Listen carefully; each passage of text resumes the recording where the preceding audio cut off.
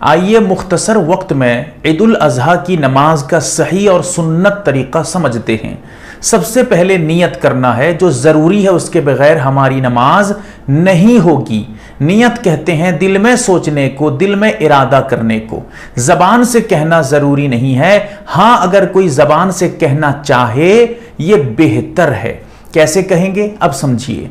इस तरह कहिए, मैं 2 रकात ईद उल अज़हा की वाजिब नमाज 6 ज़ायद वाजिब तकबीरात के साथ इमाम के पीछे अल्लाह के वास्ते अदा कर रहा हूं।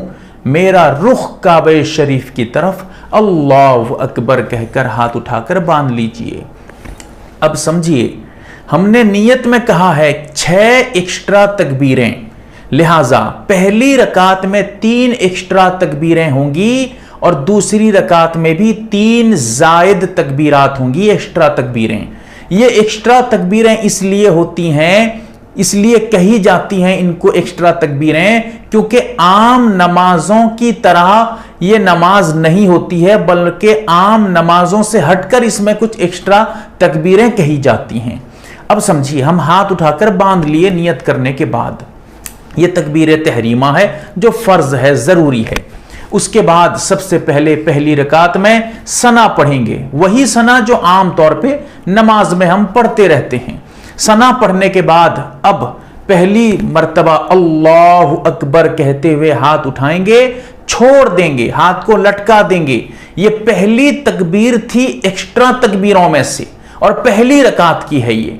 फिर दूसरी मर्तबा अल्लाहु अकबर कहकर हाथ उठाकर फिर हाथ को लटका देंगे, ये भी एक्स्ट्रा और जायद तकबीरें हैं।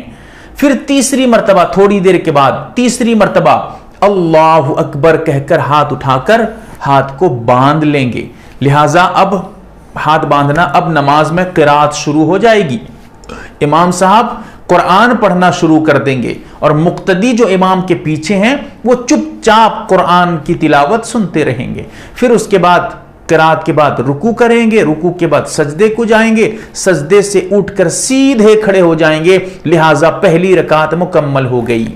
अब दूसरी रकात में खड़े होते ही सबसे पहले इमाम साहब क़िराअत करेंगे, कुरान की तिलावत करेंगे, सूरह फातिहा पढ़ेंगे या कोई और सूरा वगैरह मिलाएंगे। उसके बाद फिर से एक्स्ट्रा तकबीरें होंगी। कैसे? क़िराअत करने के बाद सबसे पहली मर्तबा अल्लाहु अकबर कहकर हाथ उठाकर छोड़ देंगे।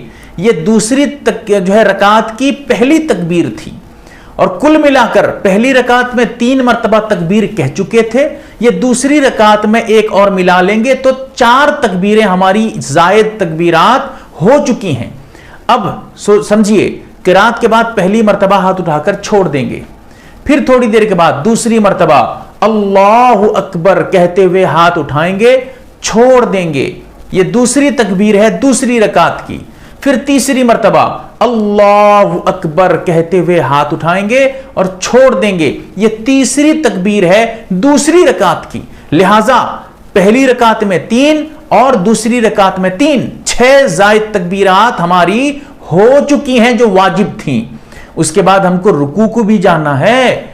हम रुकू को जब जाएंगे तो उसमें कोई हाथ उठाना नहीं होता है, सिर्फ अल्लाहु अकबर कहना होता है। लिहाजा चौथी मर्तबा, 3 मर्तबा हम कह चुके हैं, चौथी मर्तबा अल्लाहु अकबर कहेंगे लेकिन हाथ नहीं उठाएंगे, सीधे रुकू में चले जाएंगे।